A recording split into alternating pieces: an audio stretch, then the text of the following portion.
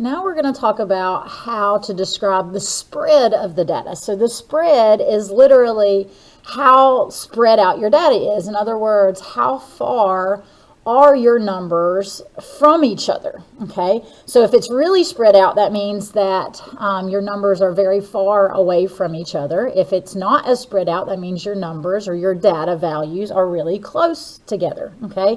So there's three different ways to describe the spread of your data. The first way is range, and so to find the range, you have to take the maximum number or the biggest number in your set of data, and you subtract the minimum number or the smallest number. The next way of describing the range or the spread is what's called interquartile range, and so it is what it sounds like. It's your interquartiles. It's between your quartiles. So to find that, you have to take your third quartile, which is also called your upper quartile, and you have to subtract your first quartile, which is kind of like I don't know if you remember, but this is like the middle of the upper set of data. This is the middle of the lower set of your data, okay? So it's literally the middle 50% of your data, so it tells how spread out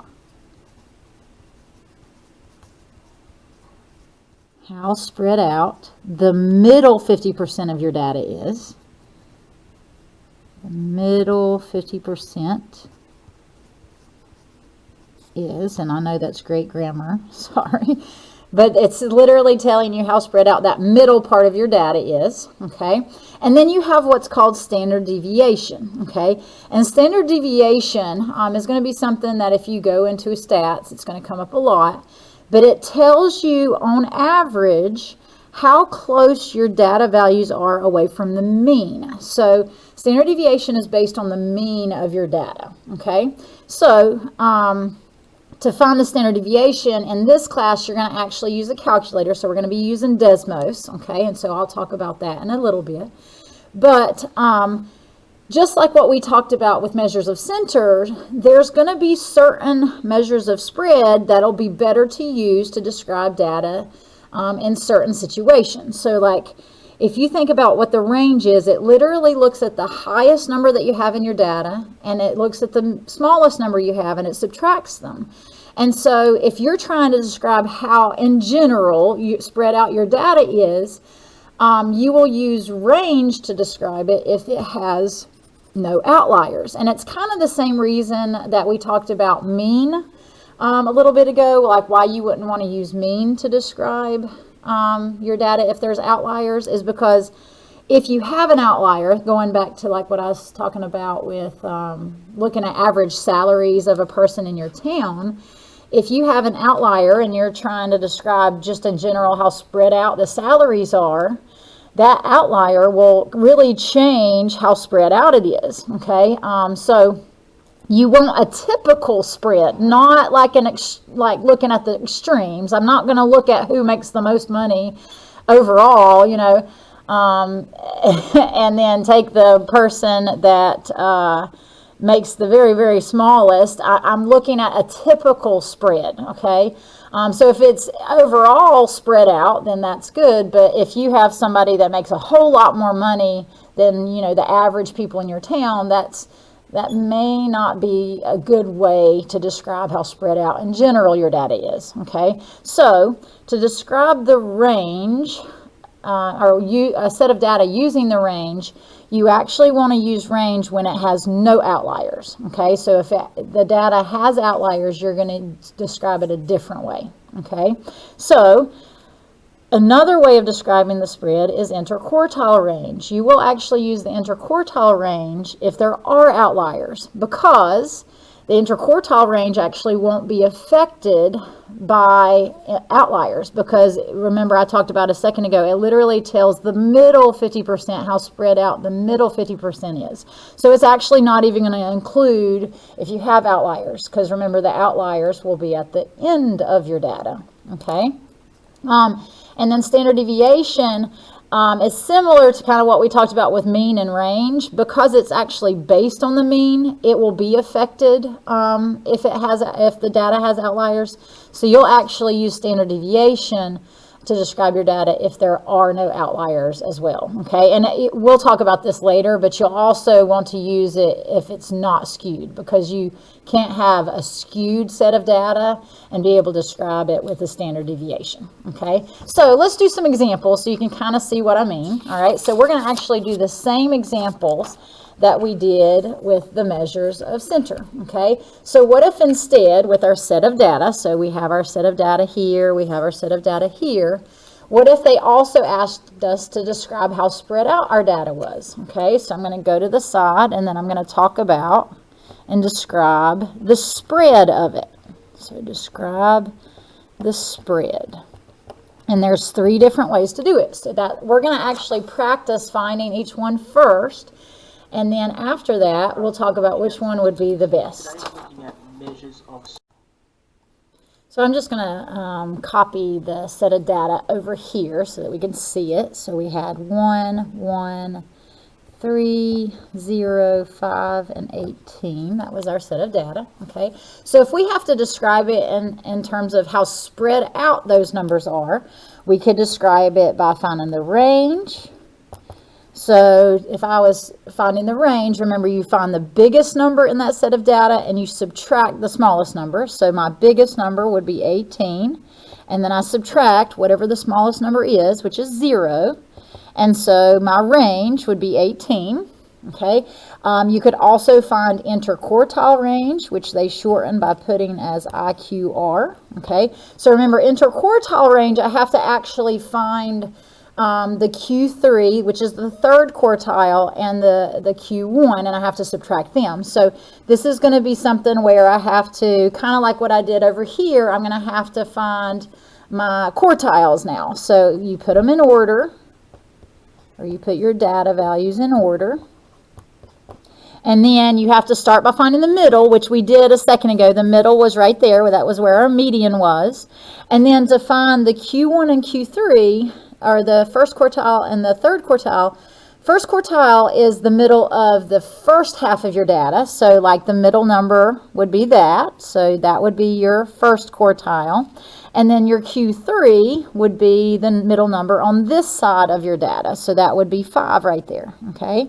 So to find the interquartile range, you take the 3rd quartile minus the first one. So it would be 5 minus 1. So the interquartile range, how spread out the middle 50% of your data is 4. Okay, so notice these numbers, you know, are pretty different. And now this one is looking at the biggest number minus the smallest, so it's going to be different. But, you know, there's only 4 numbers separating the middle 50% versus there's an 18 difference, number difference between the highest and the lowest. So those are 2 different measures of how spread out your data is. The last way to find the spread of your data is by finding the standard deviation. And standard deviation, remember, tells you how far on average your numbers are away from the mean, okay? So to find this, we're going to actually find this by using our Desmos, okay? So you'll pull up Desmos, okay? And let me see if I can get this to show. Okay, so you can kind of see the data. And so to get it off of Desmos, you're going to go and hit the plus button, and you're going to pull up a table. And then now this is going to be a little different than how you've done it in the past. Usually you'll enter X and Y values, but whenever you're entering just a set of data, you're going to just put it in the X column. So my numbers, I'm going to type in just the X column, okay? Because we only are looking at one variable, because this is just one set of data that we're looking at, and we're not really comparing it with anything else. So notice I've typed it in, okay?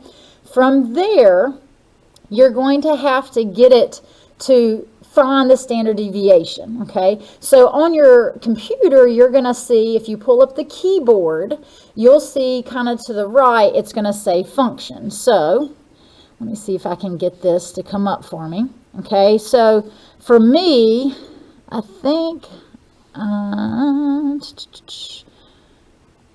going to have to get my keyboard up, so give me just a second. Oh, there we go. Sorry, took me a second to figure that out. Okay, so you pull up the keyboard, and then you'll see to the side it should say functions, so mine's abbreviated. Then you're going to actually click the stats button, because this is statistics, and you're going to see, now you're going to see a standard deviation with a little p behind it, but you're looking for the one that just says STDEV. You're going to click on that. And when you click on that, it's going to come up with a parentheses. What you have to actually type is where you put your data. So I put it in the X1. So right beside that, I'm going to type in an X and a 1. And remember, all you have to do is type the 1 and it'll automatically come up. And then I close my parentheses. And notice that number right there is the standard deviation. So I'm going to just copy that over. So I end up getting 6.77 as my standard deviation.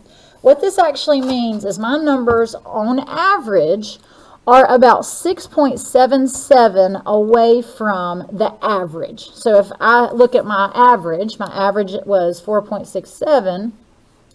My numbers in this set of data based on the standard deviation are about 6.77 away from the mean on average. Okay, and so which measure of spread would be the best to describe this set of data? Well, if you think back to what we talked about before, 18 was not the norm. Like, it did not really fit with the rest of the numbers that I see, so that was an outlier. So go back and look at your notes and figure out which one of these do we use if it has outliers.